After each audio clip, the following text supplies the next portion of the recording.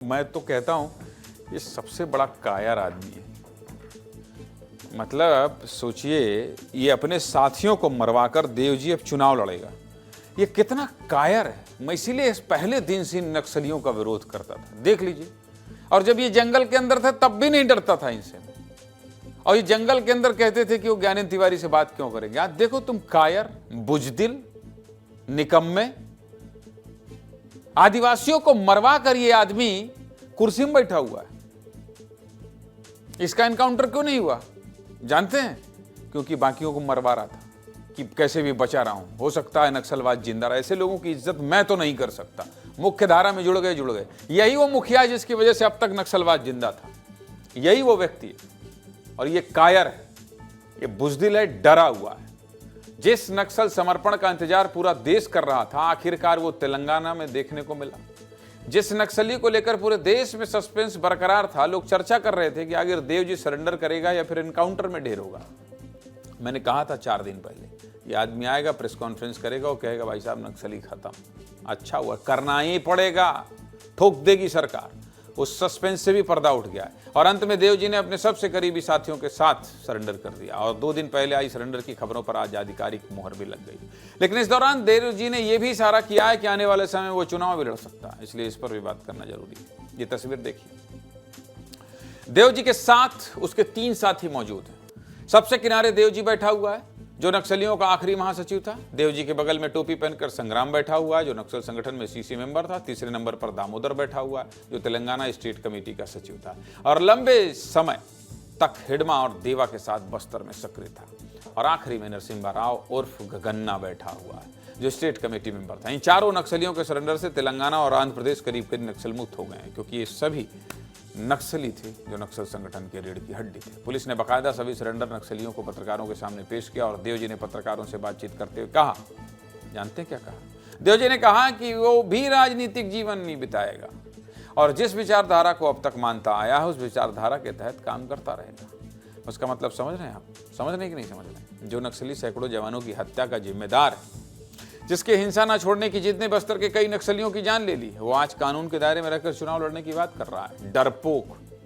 चुनाव लड़ना क्यों बोल रहा हूं जानते हैं? क्योंकि राजनीतिक जीवन का मतलब तो यही हुआ, चुनाव लड़ना या लड़वाना, जो देवजी अब इशारों में कह रहा है। सबसे पहले जरा देखिए और सुनिए देवजी क्या कह रहा है।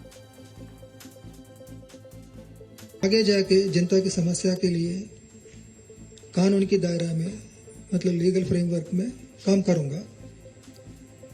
तो इसका मतलब इसे मैं ये बताना चाहता हूं कि मैंने आगे जाके भी, आइंदा भी पॉलिटिकल लाइफ भी मैंने, मतलब राजनीतिक जिंदगी ही मैं बिताऊंगा करके।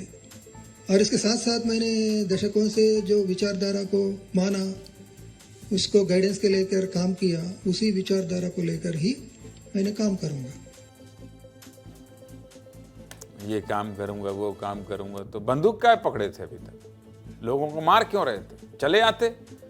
डरपोक कहीं का। संजय, ये डरा हुआ बुजदिल आज कह रहा है कि अब मैं राजनीति में जाऊंगा और विचारधारा का काम करूंगा। इतने बस्तर के लोगों को मरवा दिया, अगर पहले ही सरेंडर कर दिया होता तो इतने लोग थोड़ी मारे जाते। संजय,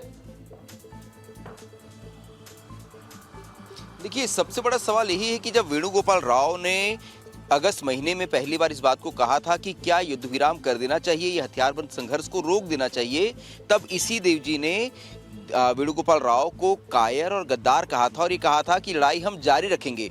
देवजी की इस एक जीत का असर ये हुआ कि हिडमा, प्रभाकर, गणेश उइके जैसे 100 से ज़्यादा नक्सली जो है वो मारे गए। और दुखद ये है कि इसमें अधिकांश जो थे वो बस्तर के आदिवासी थे।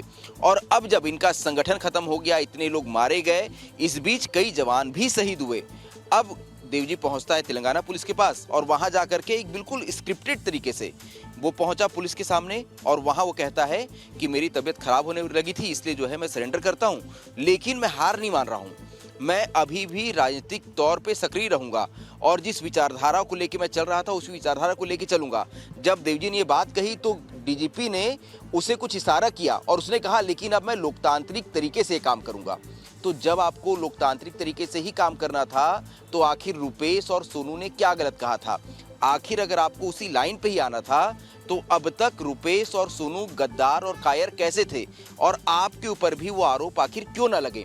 यही वजह है कि आज जब देवजी के सरेंडर को देश और दुनिया के सामने पेश किया गया और ऐसा माना जा रहा है कि तेलंगाना जो एक वक्त में नक्सलियों का सबसे बड़ा पनाहगाह था, सबसे बड़ी फैक्ट्री थी, इस जगह से निकले नक्सली जो है पूरे देश में नक्सल संगठन को चलाते थे। संजय, आप जानते हैं उस तेलंगाना में अब सिर्फ 2 नक्सली बचे हैं।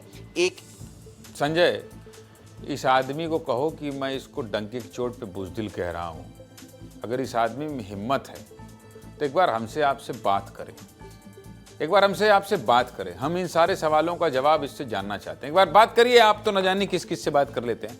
8:52 हो गया है, इसलिए अब इससे ज़्यादा बातचीत नहीं हो पाएगी, समय हो गया है। लेकिन आप कोशिश तो करिए, चलें एक बार पूछे कि क्यों मरवाए और क्यों डर गए, डरपोक कहीं के।